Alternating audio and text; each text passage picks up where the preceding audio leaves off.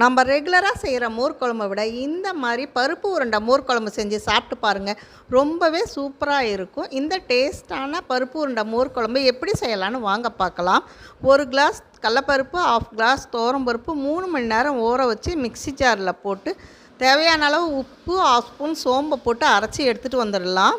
அதோட 1 கை கருவேப்பிலை, 1 கை கொத்தமல்லி போட்டு நல்லா பிசைஞ்சு சிறு சிறு உருண்டையாக பிடிச்சி இட்லி பாத்திரத்தில் வச்சு ஸ்டீம் பண்ணி எடுத்து வச்சுக்கலாம். ஒரு மிக்ஸி ஜாரில் கொஞ்சமாக தேங்காய், ஊற வச்ச துவரம்பருப்பு, அரிசி, அதோட 1/2 ஸ்பூன் ஜீரகம் போட்டு அரைச்சி எடுத்துகிட்டு வந்துடலாம். இதோட இப்போ மோர் குழம்பு தாளிக்க ஒரு பாத்திரத்தில் 1 ஸ்பூன் ஆயில், 1/2 ஸ்பூன் சோம்பு போட்டு ஒரு மிக்ஸி ஜாரில் தேவையான அளவு பச்சை மிளகாய், 1 துண்டு இஞ்சியை போட்டு கொரகொரப்பாக அரைச்சி எண்ணெயில் போட்டு நல்லா வதக்கி எடுத்துக்கலாம். இதோட 1 வெங்காயம், 1 தக்காளி போட்டு நல்லா வதக்கி எடுத்து வச்சுக்கணும். இப்போ வெங்காயம், தக்காளி நல்லா வதங்கின பிறகு நம்ம அரைச்சி வச்சுருக்கிற தேங்காயை ஊற்றி நல்லா உப்பு, மஞ்சத்தூள் போட்டு 10 நிமிஷம் லோ ஃப்ளேமில் வச்சு நல்லா கொதிக்க வைக்கணும். இதோட தேவையான அளவு தயிர் நல்லா கலக்கி ஊற்றி 5 நிமிஷம் நல்லா கொதிக்க வைக்கணும்.